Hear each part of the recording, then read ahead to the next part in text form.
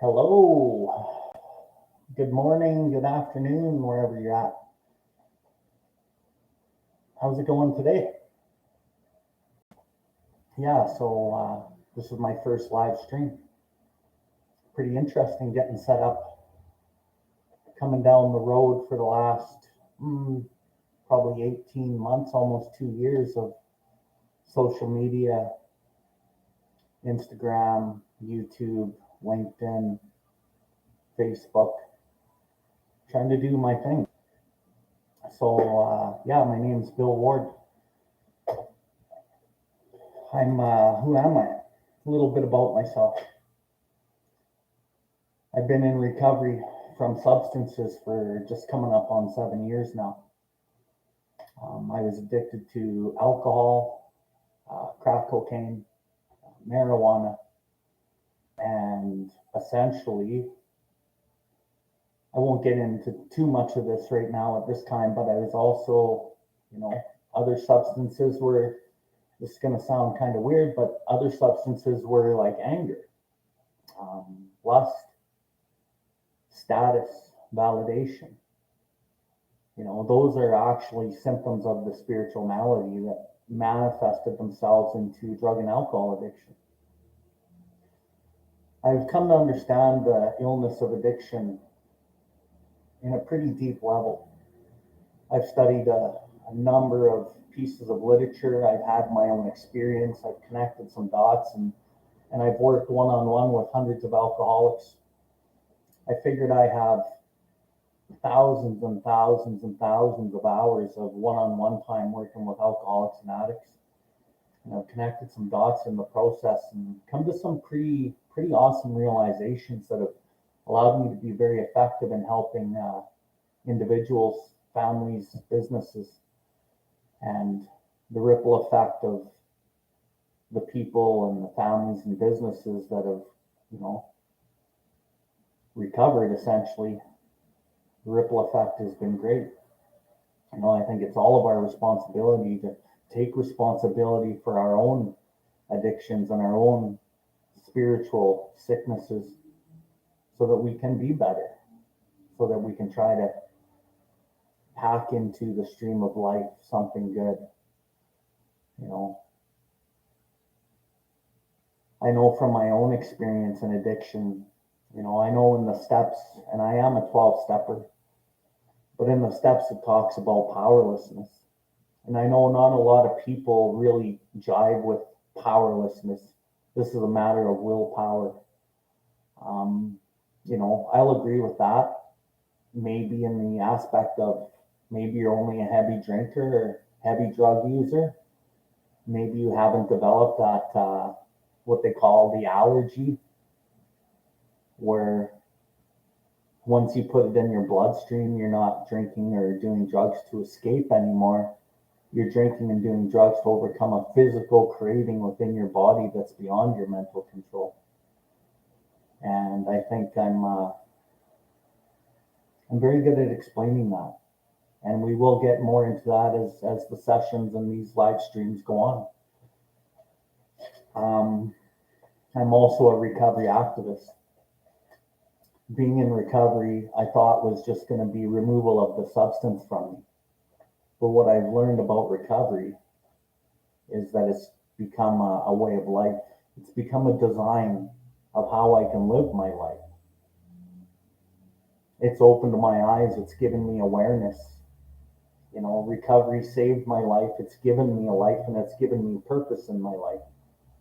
I once owned a very successful construction company up here in Calgary, Alberta, Canada, and I made a lot of money. And as I burnt it down with my substance abuse, I lost my business, my money, my family, all my assets, and I became literally homeless. And I really had nowhere to go. My dad was, 30 some years in a program of recovery, and I ended up asking him if he would help me out, show me the way, and he did. He took me to my first group sessions. I got to meet some people. I got to speak. And these people showed me a way out.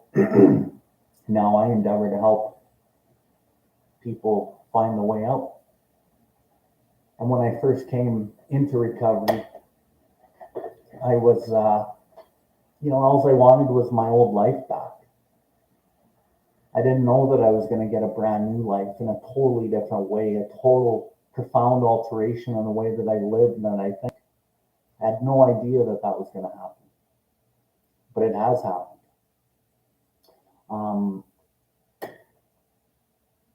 I just wanted to make money again. I wanted to get back into running a business and, maybe get my family back,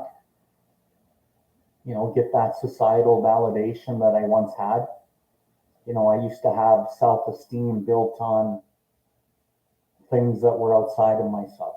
How much money I had, what I drove for vehicles, what I wore for clothes, the house that I lived in, what people thought of me. And today, my self-esteem actually comes from validation of my own self, self-supporting through my own authentic truth, which was never the way that it was before I came into recovery, which is part of the reason I had to drink and use drugs. But I didn't understand the illness. And, I know that addicts and alcoholics or people with substance abuse, we end up using because of deeper reasons. Maybe at first we like the effect that's produced by drugs and alcohol, and it kind of expands our life, but at some point it turns on us and it starts cutting us up. And the subconscious part of us just says, you know what, at whatever point in the day or the week or the month, you need relief, you need it now. And it tells me the only thing that has given me relief that I'm looking for, that ease and comfort that I can get out of taking the first couple drinks or first few hoots, it gives me something. But at some point down the road, it doesn't work anymore. And I'll get much more into that as well as we do these live streams and I pull apart pieces of different literature. So I'm a recovery activist and I want to carry the message to businesses, to organizations, to people, families, more individuals on what the illness of addiction is and the underlying effects that are what I call and what are called the spiritual sickness, the spiritual malady. Because it's actually the spiritual malady that creates addiction. But we don't really see it and we don't really understand it. But like I said, I've done a lot of research and I have my own experience in working one-on-one with hundreds of addicts and alcoholics and people with substance abuse. Like I said, I've connected a few dots. And when I work with people to help them get away from their substance, I don't even focus on the substance hardly at all anymore. And that has been very successful. Not only successful in removing them from the substance and their addiction, but them leveling up in their own life, gaining awareness of what and who they are. And that's my experience. I had to look at the truth of what and who I was. I had to put pen to paper. I had to have somebody guide me along this journey because I already had so many ideas and belief systems about myself. And I have pride and I have sensitiveness, and these subconscious things hide the truth about who I am. And society validates a lot of those false truths. So it's hard to see until you have somebody that's been down the road before and they're able to go into the deepest parts of yourself that you can't go by yourself. And that's what I do with individuals, businesses, families. So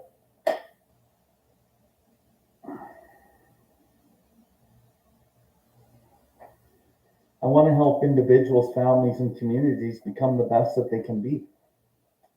I used to live my life based on everything was about me and for me, and for my family, which I think with my family, it was a good thing. But even within my family structure, in that group of my three daughters and my wife, my common law wife, it was still about me.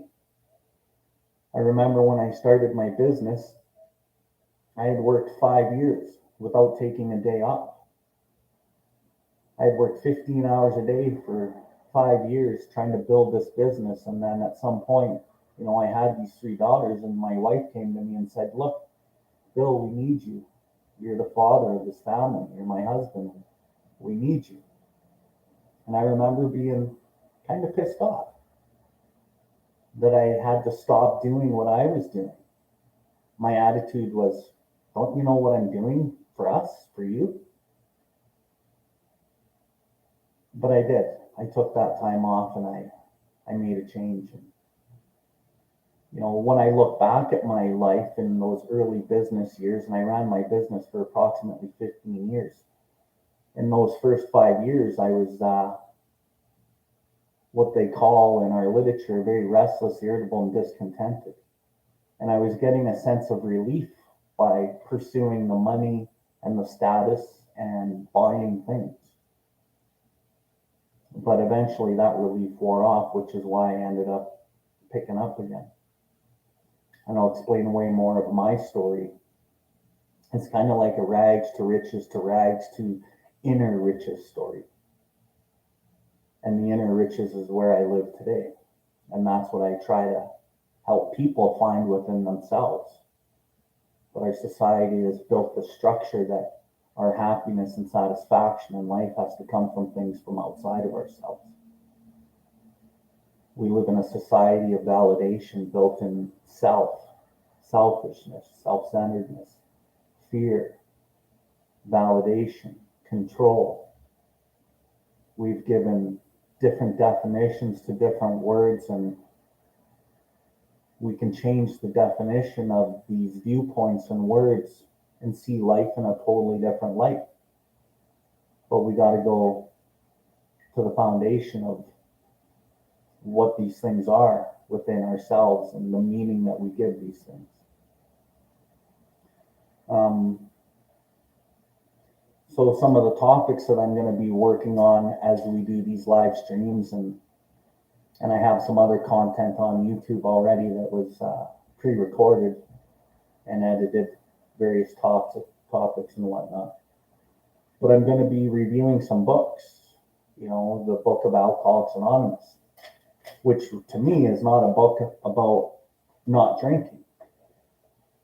The book of Alcoholics Anonymous is a design for living of how I can live my life. And actually, it should be taught to everybody on this planet.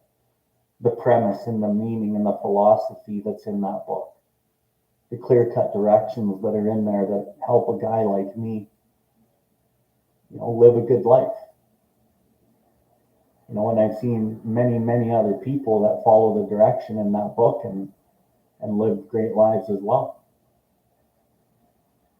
And I will also be reviewing some of these other books, like the Narcotics Anonymous book. I've flipped through it. I've read a little bit about it. And it's based in the foundational premise of the big book. Same with the Wellbriety book. The Wellbriety program is a First Nations Indigenous-based recovery program that incorporates, the 12 steps with ceremony and First Nations culture. And I am reading that book right now, and I am going through it, and I will be bringing that to light and talking about all these different avenues of recovery from the substance and from the spiritual malady that we suffer. I think the spiritual malady is the biggest part of recovery.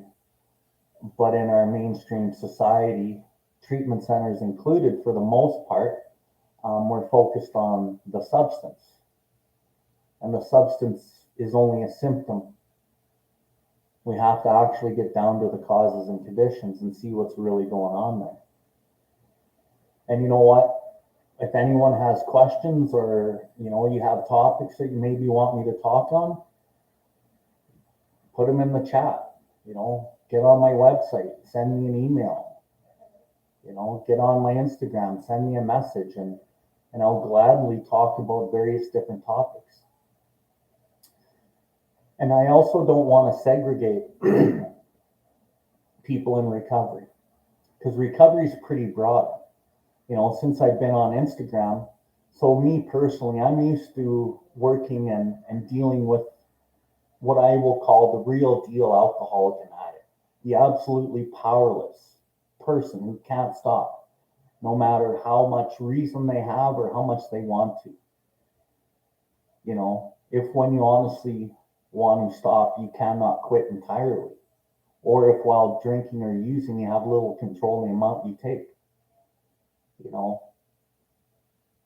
Someone who's powerless over this, and there are many, but then there's other people who can stop with given sufficient enough reason, given their family is begging them, given they're going to lose their job, maybe their family, or they've just had enough and they're sick and tired of being sick and tired. These people can stop or moderate. And the moderate drinker, just the normal drinker, who it doesn't really affect in very many negative ways. These addicts and alcoholics who are moderate can use socially, but they're just not happy with their own self in their own use. So I found through the Instagram community that there's many people in recovery, and recovery is a pretty broad word. And it's one of those words that we can give meaning to whatever we want it to be. And I guess the meaning that I'm going to give it here on this session, on this live stream, is recovery is just wanting a better way of life, and getting awareness, and trying to get healthier mentally, emotionally, and mostly spiritually. I know for the real deal alcoholic, the spiritual aspect has to be number one. Has to be. And when the spiritual malady is overcome, then we straighten out mentally and physically. When we look around society, our society is full of mental illness. Our society is full of physical illness. People go to the doctor often for tumors and for, manifestations of anxiety that cause these physical ailments. And there's many illnesses that they have cause unknown. My belief is the cause is known, and it stems from a spiritual sickness. And as we work on the spiritual aspect of our lives, of our beings, we straighten out mentally, because we're not under the constant stressors of society, trying to live up to these societal beliefs and standards and bars that society tells us to live up to. We can be okay in our own skin. We can live authentically. We don't need to wear masks everywhere we go and try to be somebody else in different situations.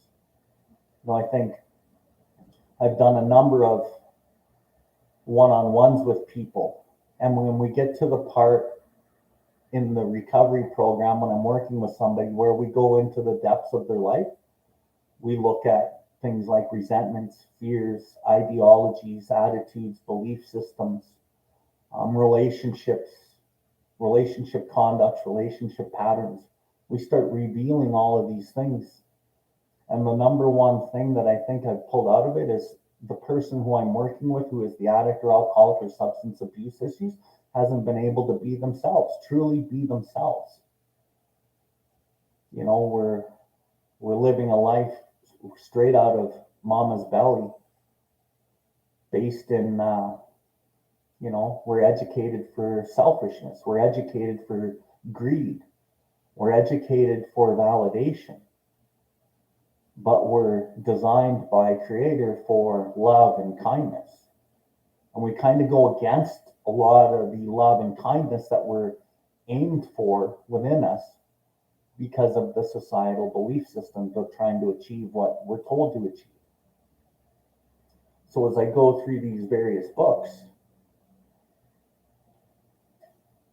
explaining and pulling out important pieces of the literature and really articulating what it means, you will see life in a different way. You will see words in a different way. You will give meaning to words that you've known for years, like honesty. Once I help people understand honesty, rigorous honesty, which means accurate honesty. You know, the whole ideal of honesty changes. I know for me, when I first came into recovery, I thought I knew what honesty meant.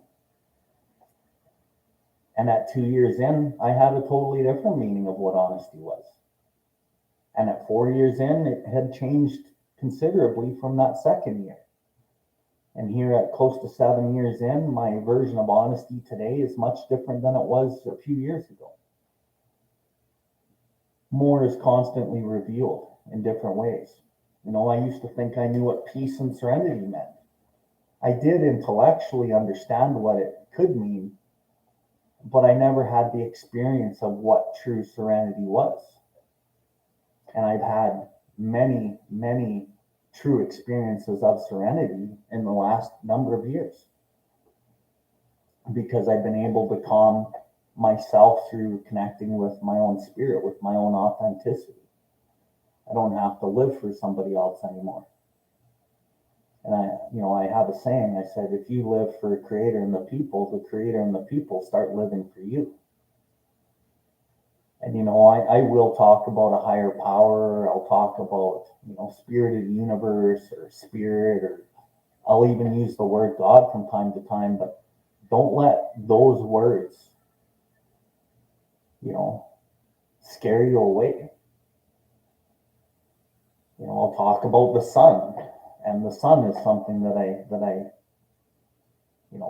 revere and look up to. But don't let those types of things scare you away, because they're actually part of the goal. They're part of the main part of connecting to yourself. And when I say spirituality, I hear a lot of people talk about spirituality and just prayer and meditation and trying to connect to this source. I think one of the biggest fundamental mistakes, or not mistakes, maybe it's just not knowing, that people miss on their journey of spirituality is the self-reflection, the deep, rigorous honesty of what and who we are, and being able to see the flaws within ourselves and admitting and accepting those flaws, some of the darkness, the good, the bad, and the ugly, and looking at the ugly and accepting it and trying to do something different. And as we get deeper into the self-reflection, I always say, self-realization is the process. Through more self-realization, I realize these things about myself, and down the road, I realize that that's not me. It's something greater than that. And it comes right back to the inside, to the heart. When you think about the things that you really want in life, that drive your life, they all come from the heart.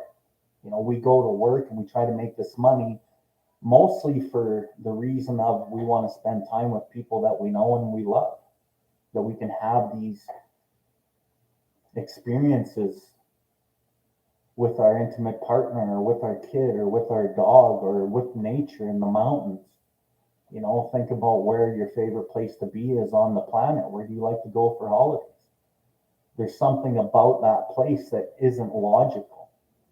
It's a connection to spirit. When you play with your dog, there's something about that that's not logical. It's an energy connection that you have with your dog, with your kid, with your partner, with your friend. Try to prove to somebody that you love them. Show me the proof. And we live in a society that's full of show me the proof. Well, try to prove you love somebody. Let's see the facts. You can't prove that kind of thing, because there's something greater involved here. And I will be going through videos one of my mentors is Jordan Peterson. There's been many people on YouTube that have pieced apart his lectures and made these motivational videos. They've got YouTube shorts, and also, who else? David Goggins, Joe Rogan, Jim Rohn, Tony Robbins, Gary Vayner, and there's many, many more. And these are the type of people that I listen to every single morning. I want to hear what they have to say, and I want to hear it repeated over and over and over, because it aligns with my way of life that I've learned out of these books. I was born and missing a part of me that I didn't know I was missing until I found it. It's kind of like when you're working on something, a problem, and it doesn't click, and then it clicks. That kind of happened with my life. And I spent many years trying to fix this problem that I didn't know I had with things that weren't really good for me. But I didn't know it, and I didn't understand it. But as I read these other guys' books, Hawkins and David Hawkins and Jordan Peterson, and the book Seed of the Soul by Gary Zukav, all of these books and these videos help me understand my own predicament. And when I understand my own predicament, I can help others understand their predicament. And again, the predicament is really the spiritual malady, the spiritual wellness that we're trying to achieve. I spent most of my life asleep. Didn't really know I was even sleeping. It's kind of like being a fish in water. A fish doesn't know he's in water until he comes out of the water. Then he realizes how much he needs back in that water. It's kind of like me in life. I was the fish in water, just living this existence until I came out of the water, and I don't really want to go back in the water. I want to keep leveling up, as they say, growing. It's not what I don't know that's going to kill me. It's what I think I know for sure, but it's just not true. And that little saying is so deep. There's so many things that I think that I know, these ideals and methodologies and philosophies, but they're just not true, although I believe them. It's part of the education that I received in my life that was based in self and based in validation, based in many lies. And I'm not saying that all of society is negative either. There's some good things about our society. But balancing this with my own authenticity and navigating life as one person and not trying to be anybody else, that's a gift. I'm going to be sharing quotes from other people. Like, there's many awesome memes and quotes. I probably will pull some memes off of my Instagram account, and I often do, a paragraph to 2-3 paragraph write-ups on each meme based on my experience in life and my experience in recovery, working with others, helping myself. My relationships with my 3 daughters, Lila, Lucy, and Jillian. I've learned a lot through those relationships in the last 7 years. A lot of it through pain of making mistakes, but a lot of it not through pain. And now my daughters come to me often. And it's not for the money they're coming to me for. It's for advice. It's for direction. It's for what's your thoughts on this, Dad? I'm struggling with a friendship. I'm struggling with mom or my sister. How do you think we can navigate this? And if they ask for my advice, I give it to them. The one thing that I learned about my daughters and my kids, this is a number of years ago now, is they're not my kids. They're Creator's kids. I'm just here to help guide them. They're a gift to me. I've been gifted these kids. And the best way for me to help them is for me to be the pillar of love and strength and courage that I can for them. There's a saying in our program, it's attraction, not promotion. So if I can be the best version of myself that I can be, and I can walk this earth authentically and in a kind and loving way, people are attracted to that. Because it's really the love and the kindness that people get attracted to. It's authenticity. Think about it. When you act in pride and anger, people don't want that. It actually repels them. It's built in pride. But when you work and walk in love and kindness and understanding and forgiveness, and these are the things people are attracted to, because that upper level of energy is compelling and it draws people to you. And I will be talking about my journey, right from being a little kid.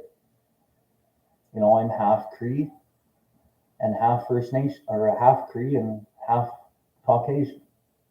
So I'm half First Nation and half white. I spent most of my life trying to not be Native. And that created a lot of discord in my deep inner self. And it's a huge part of that reason why I had to pick up substances, because I wasn't able to be who I was meant to be, just like I talked about earlier. I was always trying to be somebody else based on what I'd learned in society. I didn't want to be me. But today I do. And it's a pretty cool journey.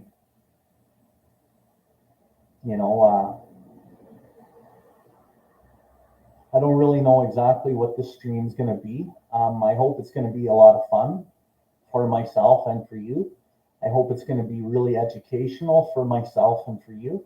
And I hope I meet a lot of new people along the journey. I'm invested in life for fun and for understanding and living the best life I can until I go home to my creator. I spent most of my early recovery trying to regain my career back and get back into making money and that status and shit.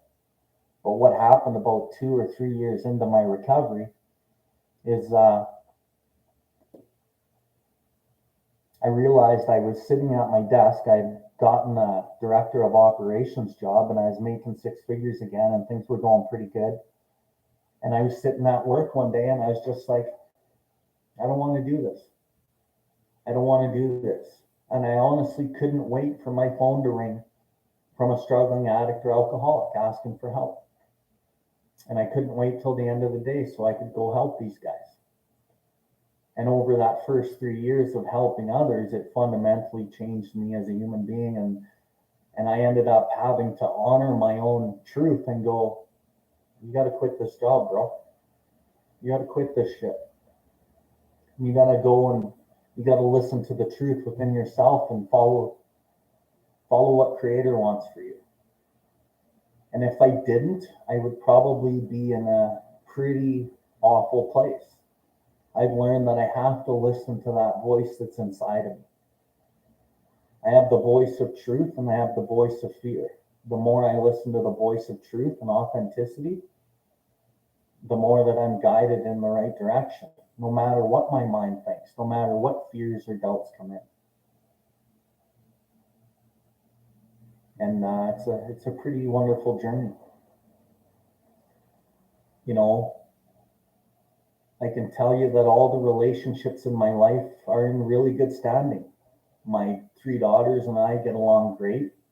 We spend time together. They're 18, 20, and 25. And they're on their own journey of life. And we get along great. I have an ex-wife, an ex-common law wife. Her and I get along great. She's also navigated her own program of recovery from the spiritual malady, not from a substance. And my 2 youngest daughters also have navigated their own program of recovery, and neither of them were addicts or alcoholics full blown.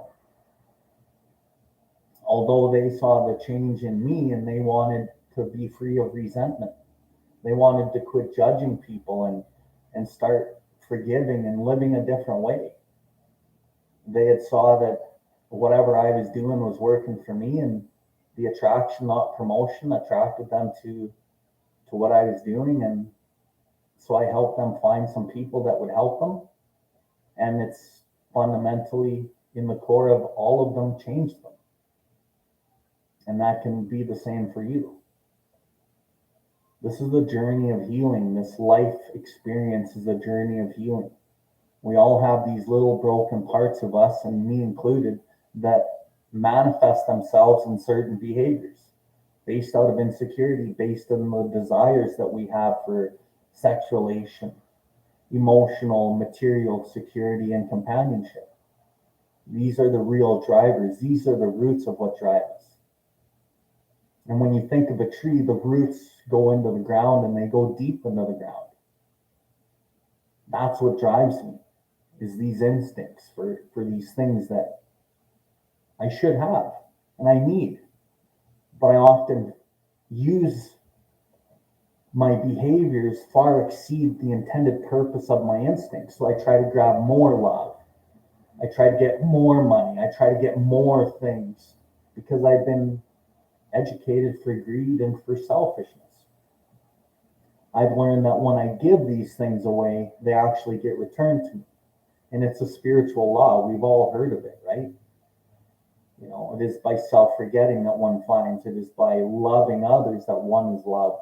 It is by giving that you receive. And these sound kind of corny when you live in the world that we live in, because we're taught that, no, go get it, go take it. But I found that that actually makes me feel worse deep inside because I'm going against that truth. But this is a journey, right? A journey of healing. And every circumstance, every experience in life can become a lesson. What am I willing to learn the lesson though? Because a lot of lessons have pain, and I've been taught to run from pain and problems. But when I accept the lesson, when I accept that life is my teacher and I'm on basically school on earth, and my only goal here is to try to heal and help others, fuck, life gets good, gets real good, gets different. And the things that used to really matter don't even matter anymore.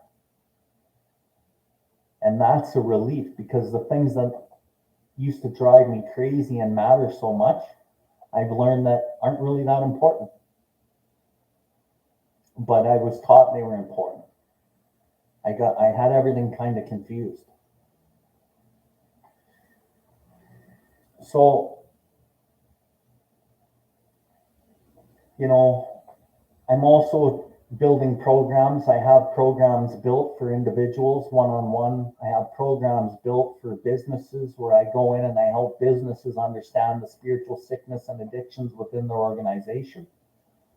I help businesses understand how one person with addiction or spiritual sickness can infect the people right close to them, and how it brings the vibration down within the organization, how it builds resentment, gossip, discontentment, irritability, frustration, which lowers the vibration in the workplace, and people don't really want to work like that. So turnover is greater.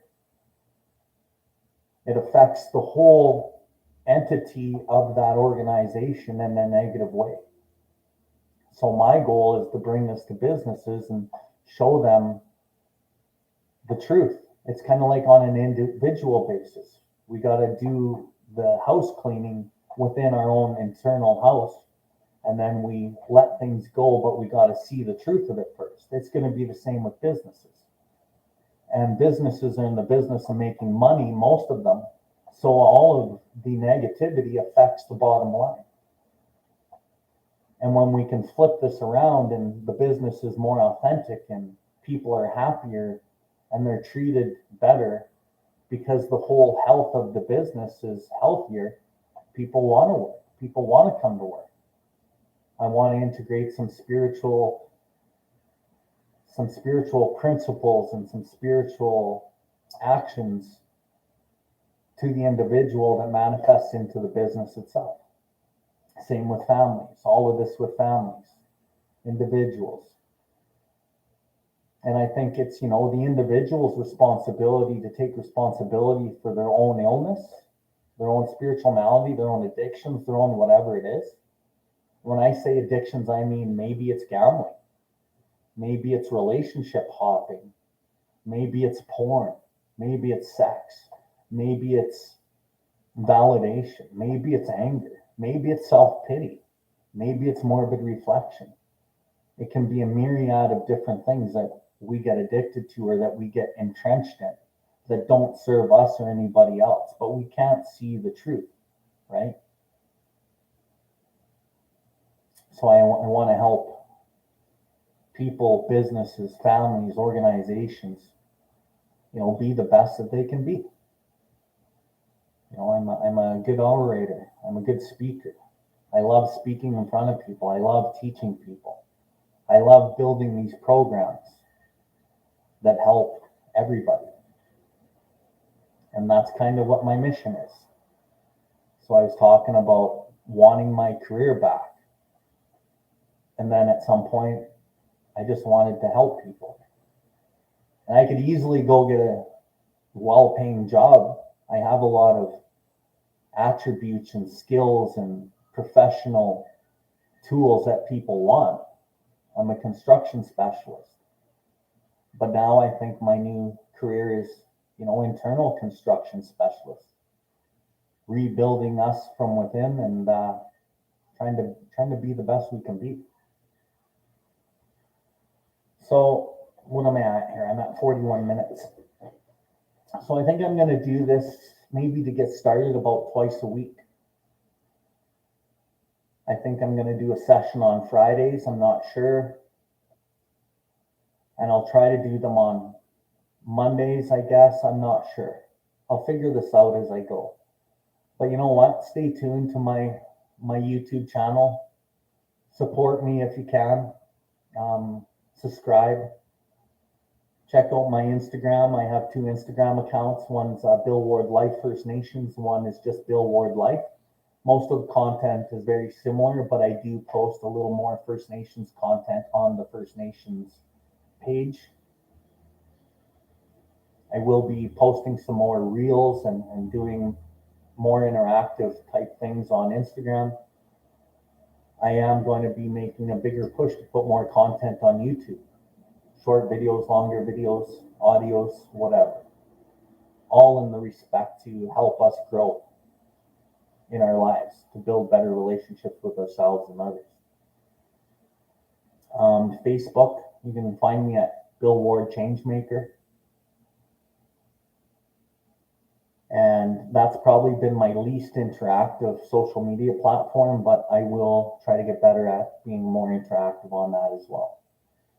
I am making a pretty big push on LinkedIn. I want to, one of my goals here, as I am First Nations, and I know our First Nations people struggle a lot with addictions and spiritual malady, the intergenerational trauma that is passed on generation to generation. I want to make a push to really help my First Nations brothers and sisters. So my LinkedIn is primarily First Nations connections. And I've been just kind of massaging that platform, getting ready to do something bigger. And that bigger thing has not been fully revealed. A lot of what I do gets revealed through prayer and meditation, through contemplation, through just taking the next little step. And that's what has brought me onto this YouTube channel today. This has all been divinely orchestrated. Most of the steps that I've taken along this way has been based on that philosophy. When I work for Creator and the people, they work for me. I have really good friends that have really helped me along the way, that believe in what I'm doing. People believe in this. They believe in me. So then they start wanting to help because it's that vibration of the heart, right? And I see there's a few people on here. My buddy Herman from the Netherlands, and some other people here. And I don't know, Sarah. Hey, Sarah, you know, this is pretty cool. So I'm super, super stoked, man. Super stoked. You're going to find out that I'm a little rough around the edges. Oh, another thing is I have a Spotify channel, and it's the Udr Cast. I do recovery podcasts, and I do big book studies, and it's called the Udr Cast. And I am just starting a new podcast that I'm going to be interviewing influencers and First Nation influencers, people who are making changes in the world for the better, who are really going forward with their passion on trying to help people. So that one's going to start next week. I have my first guest next week. His name is Robbie Daniels. He started, him and a few other people started something here in Calgary called the Sober Crew. And they've been really, really helpful to our community and our First Nations people and the city and at large. They've just, and most of these guys are recovered addicts and alcoholics. It's funny how recovered addicts and alcoholics are the ones who make the biggest changes in our world. Not the only ones, but many of them do, because they've woken up, because they were sleeping too for many aspects of many years of their lives and in many aspects of their lives. So, yeah, I don't know what I'm going to do for the next live stream, but I'll figure it out by then. And I really, really am appreciative that you're taking the time to check it out and to check me out. And hopefully you follow me and support me, and we can, help one person, one family, one community at a time on this journey of healing. So I thank you all. Woo, woo. Peace out. Have a great fucking day.